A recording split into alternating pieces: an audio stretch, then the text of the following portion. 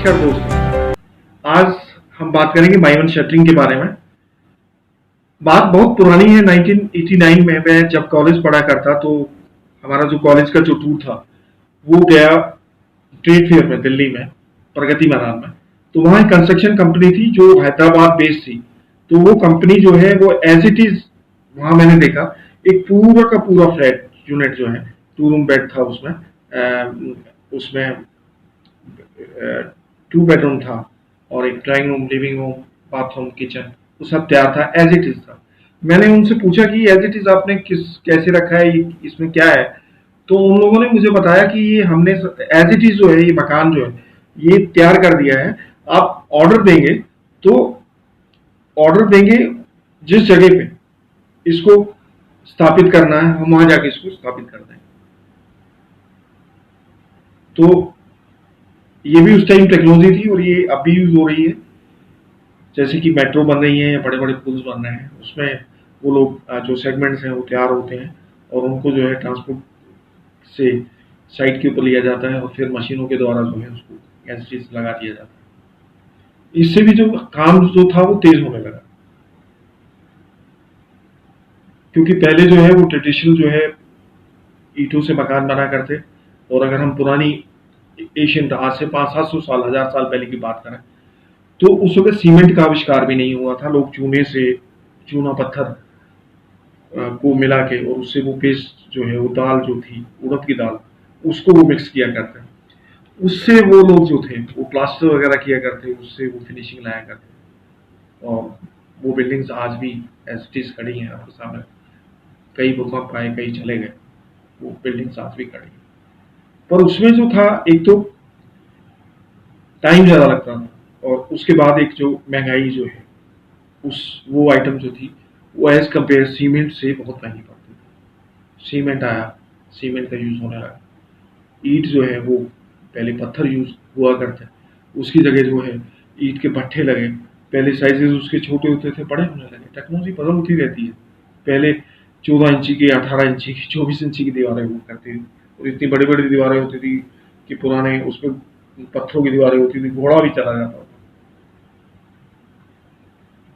कि स्पेस की कमी नहीं थी। अब क्या है कि स्पेस जो है, जनसंख्या जिस तरीके से 1.5 अरब के करीब इंडिया की पहुंच चुकी है, जनसंख्या बढ़ती जा रही है, हमें स्पेस भी चाहिए, हमें टाइम भी, कम समय पे जो है वो चीज बन के तैयार हो जाए।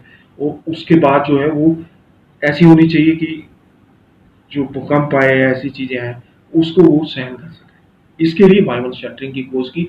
और माइमन शटरिंग जो है एक शटरिंग है जिसे मलेशिया ने सबसे पहले बनाया था। इस शटरिंग में क्या होता है कि एज इट इज उस शटरिंग से हम एज इट इज यूनिट जो है फ्लैट की तैयार कर देते हैं। जैसे फ्लोर की तैयार कर देते हैं, बाथरूम बनाना है, किचन बनानी है, और उसको फिर स्क्रू या नट से कसने के बाद उसके बाद जो है उसमें कंक्रीट भर दी जाती है।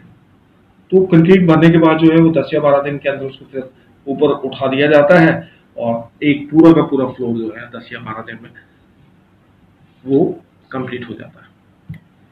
अब 19 2000 में 2013 में एफोर्डेबल जो है वो आया। एफोर्डेबल स्कीम की जो घोषणा है हरियाणा गवर्नमेंट ने शुरुआत की 2013 में। तो इसमें कभी नामी ग्रामी बिल्डर्स जो थे, एक नया बिल्डर आया बिल्कुल सिग्नेचर ग्लोबल, वो इस कंसेप्ट को जो था, जो पहले लग्जरी में प्रयोग होता था माइनर शटरिंग को, वो इसमें लेके आया। उसका समय, उसका मेन कारण ये था कि जो सरकार ने, पहले ऐसे ही हुआ करता था कि बिल्डर्स जो है वो कंस्ट्रक्शन लिंक प्लान था कि दीवार बनती थी तो इतना पैसा रिलीज, प्लास्टर होता है तो इतना पैसा रिलीज। तो इसमें सरकार ने क्या कर दिया कि एफोर्डेबल स्कीम में उसने टाइम लिंक प्लान बना दिया।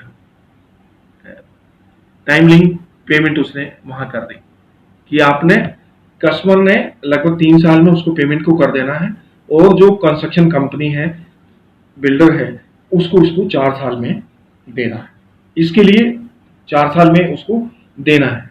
इसके लिए उसने मतलब गवर्नमेंट ने ये स्कीम चालू की। अब मान लो 5 एकड़ का प्रोजेक्ट है, 5 एकड़ के प्रोजेक्ट में क्या है, 5 एकड़ के प्रोजेक्ट में मान लो 700, 750, 800 फ्लैट है। तो 800 फ्लैट है, तो 800 फ्लैट के लिए क्या करना है कि उसमें आप 4 साल के अंदर बिल्डर को कंप्लीट करके देना है। तो इसके लिए उसने क्या किया, माइवन शटरिंग का एक प्रयोग जो था सिग्नेचर में लोगों ने किया, जो भी एक काफी नामी ग्रामी अफोर्डेबल में जिसका नाम है, तो वो इसको लेके आया। अब अफोर्डेबल में उसको लेके आया तो उसमें क्या रहता है कि सारा जो स्ट्रक्चर होता है वो आयरन से, मतलब सरिया और सीमेंट का ही, कंक्रीट का ही प्रयोग होता है। इसमें क्या होता है कि एक तो लेबर कम लगती है, टाइम जो है वो कम लगता है, और जो फ्लैट्स हैं वो जल्दी से तैयार हो जाते हैं। आप एक फॉर एग्जांपल, हमने 2 या 2.5 महीने के अंदर जो नींव जिसको हम ड्राफ्ट वर्क होता है नीचे का होता है, उसको अगर एक टावर का जो है हम उसको अगर हम बना देते हैं, तो उसके बाद जो स्ट्रक्चर होता है 10 या 12 दिन के अंदर पूरा का पूरा जो फ्लोर है वो बन के आ जाता है।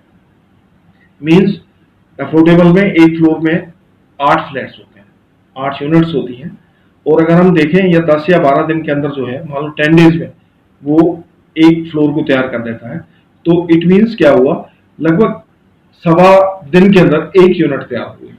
मान लो 8 यूनिट है, तो 8 यूनिट 10 दिन के अंदर बिल्डर ने तैयार करके दे दी। तो इससे क्या होता है, कंस्ट्रक्शन जो है वो फास्ट होती है, लेबर कम लगती है, और बाद में उसको उसमें जो सीमेंट प्लास्टर है उसको भी करने की जरूरत नहीं करती, को ऑलरेडी इतनी फिनिशिंग होती है इसमें दीवार के अंदर। तो हम पीओपी किया और जो भी जिप्सम प्लास्टर किया हल्का सा उस पे, उसके बाद जो है यूनिट में बहुत फिनिशिंग आ जाती है। इसमें जो लाइट की फिटिंग होती है या पानी की फिटिंग होती है ऑलरेडी पहले ही इसमें होती है, इसमें टाइम कम लगता है। उसके बाद उसमें चौखट लगानी है, फर्श बनाना है, यही काम रह जाता है। इसके फायदे भी बहुत हैं, क्योंकि जो ये जो माइवन शटरिंग होती है, ये पूरा का पूरा जो स्ट्रक्चर है वो हर दीवार के ऊपर रहता है। मीन्स मान लो ये वॉल है, इसके इसकी अपना महत्व है, उस वॉल का अपना महत्व है, उस वॉल का अपना महत्व है। किसी वॉल को जो हम जो है इंटरनली उसको हम चेंज नहीं कर सकते। ये सबसे, जैसे कि सपोज हमने एक साथ 2 फ्लैट्स ले लिए और उसको हमने सोचा कि एक दीवार गिरा देंगे और पूरा हो जाएगा, तो अगर पूरा फ्लैट बन जाएगा तो फ्लैट से का एक फ्लैट बड़ा फ्लैट बन जाएगा। तो इस स्कीम में ये इसमें जो है ये करना जो है नामुमकिन हो जाता है। इसीलिए सिग्नेचर ग्लोबल है या अदर्स 3 BHK की जो बिल्डर्स हैं वो 3 BHK में जो है वो मोस्टली जो है वो एसीसी ब्लॉक लगाते हैं या फिर वो फ्लाई ऐश यूज करते हैं, जैसे कि सिग्नेचर करता है। अब ये हम कहें कि ट्रेडिशनल जो शटरिंग है वो गंदी है और माइवन शटरिंग अच्छी है, मतलब शटरिंग सारी अच्छी है। आप ब्रिक्स जो है, अगर मान लो हम रेड ब्रिक भी लेते हैं और अच्छा भट्टी की ब्रिक है, अच्छी पकाई है, तो उसकी कॉस्ट जो है ऑलमोस्ट जो है वो महंगी पड़ेगी, तो कॉस्टली भी पड़ जाती है।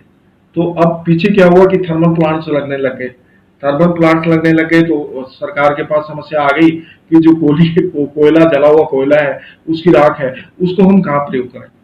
तो इसके लिए साइंटिस्ट ने क्या खोज किया, उसमें एक फ्लाई ऐश ब्रिक होती है, वो उसको लेके आए और एसीसी ब्लॉक लेके आए।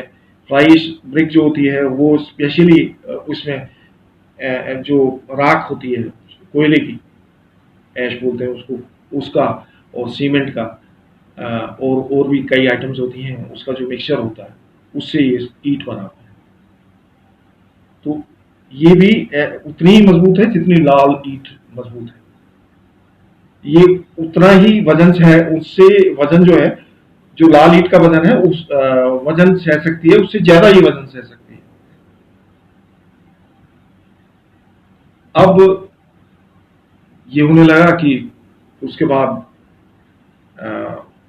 एसीसी का क्यों यूज हुआ, एसीसी ब्लॉक्स है तो इतनी बड़ी बड़ी यूनिट्स बनती है, फ्लैट्स बनते हैं। मान लो 25 फ्लोर का फ्लैट है या 26 फ्लोर का फ्लैट है, तो उसमें अगर हम रेड ब्रिक्स यूज करेंगे या मैं हम फ्लाई ऐश ब्रिक यूज करेंगे, तो उसमें क्या होता है कि उसका जो वजन होता है ब्रिक का वो ज्यादा होता है।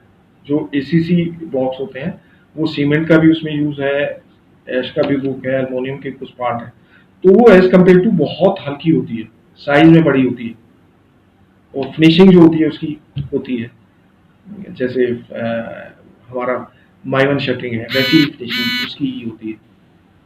जो लोड है एसीसी ब्लॉक करने से वो बिल्डिंग पे जो है वो लोड कम पड़ता है। अब कई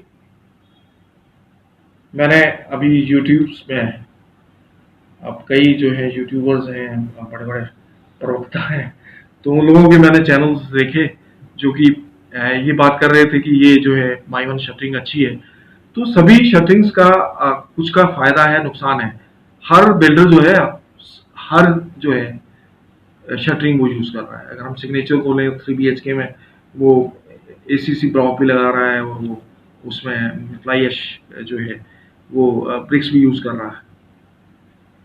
तो उसका अपना वो कंसेप्ट है कि वो 3 BHK कोई लेगा, अगर वो इंटरनल चेंजेस करना चाहता है तो उसमें कर सकता है, जो कि माइमन शटरिंग में हम उसको नहीं कर सकते। और उसमें मोस्टली क्या होता है कि उसके बाद दो सबसे बड़ी प्रॉब्लम ये रहती है माइमन शटरिंग में, अगर हमने एसी की फिटिंग करानी है बाद में, और या फिर कोई मान लो तस्वीर जो है या कोई सीनरी जो है दीवार पे लगाना चाहते हैं, कोई भी चीज जो गीजर हमने परचेज किया उसको लगाना चाहते हैं, तो उसमें हम ऑर्डिनरी जो है अगर हम हथौड़े से या एक जो ड्रिल मशीन आती है पेचकस जैसी उससे हम उसको नहीं कर सकते। इसके लिए हम जो है बिजली वाली ड्रिल मशीन लेनी पड़ेगी, एक एक्सपर्ट जो कारीगर है, क्योंकि वो जो है आयरन से बनी है और उससे मतलब उसमें सीमेंट का यूज हुआ होगा, टोटली कंक्रीट है। और दूसरा, क्योंकि आप देखते हैं कि जो आयरन है वो गर्मी में जो है वो एक्सपेंड होता है, तो उसमें थोड़े से क्रैक्स के, जैसे आप देखते हैं कि लंटर जो आप देखते हैं ऊपर जो है नई बिल्डिंग्स में भी हल्के से क्रैक आते हैं, तो इस तरीके से ऊपर उसमें क्रैक आने के माइवन शटरिंग में थोड़े बहुत चांसेस हो सकते हैं। और दूसरी बड़ी बात ये रहती है कि हीट के बारे में, वो हीट जो है सीमेंट है, आयरन है, तो हीट को ऑब्जर्व भी वो जल्दी करेगा मेरे हिसाब से, तो इस में ये भी नुकसान हो सकता है। और तीसरा, अगर हम माइवन शटरिंग का नुकसान देखें तो उसमें साउंड की जो वाइब्रेशन, जैसे हम मान लो ड्रिल मशीन का यूज कर रहे हैं, मैंने एक फ्लोर पर, तो उसकी जो साउंड वाइब्रेशन जो है वो ऊपर से लेके नीचे तक हो जाएगी, जिससे ये पता लगेगा कि ऊपर वाले फ्लोर के ऊपर कोई काम कर रहा है। ये डिसएडवांटेज है। बाकी एडवांटेज तो इसके बहुत सारे हैं। इसकी फिनिशिंग जो है वो ऐसे रहती है, और सालों साल तक जो बिल्डिंग है वो नई नजर आती है।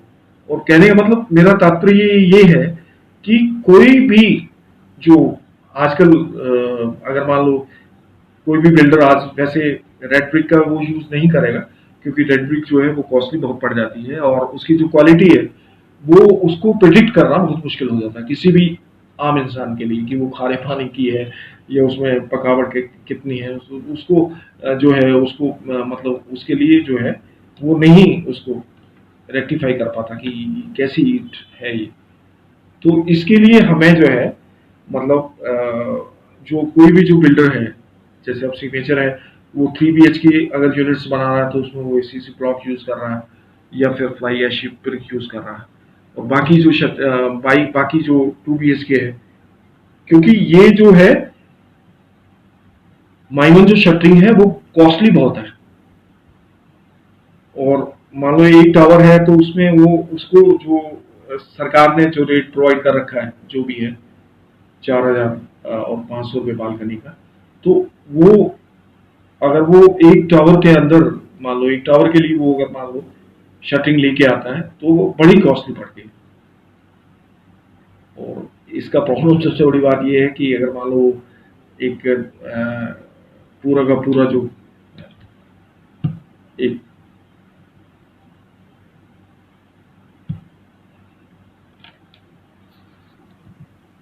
मान लो एक पूरा प्रोजेक्ट है, उसमें 10 या 12 टावर हैं और बिल्डर या 3 या 4 जो है वो शटरिंग लेके आ गया, तो उससे वो केवल 4 यूनिट, जो टावर्स हैं उसको ही चला पाता है। तो इसमें आजकल जो है मैं प्राउड से देख रहा हूँ कि काफ़ी सोसाइटीज़ में जो नारे लगने शुरू हो जाते हैं कि मेरा टावर स्टार्ट नहीं हुआ, मेरा टावर स्टार्ट नहीं हुआ। तो इस तरीके के भी जो है केसेस देखे गए हैं। ये भी बड़ा डिसएडवांटेज है माई ओन शटरिंग का। फिर मिलेंगे किसी और नए टॉपिक के ऊपर। मेरे चैनल को सब्सक्राइब करिए, लाइक करिए, शेयर करिए। धन्यवाद।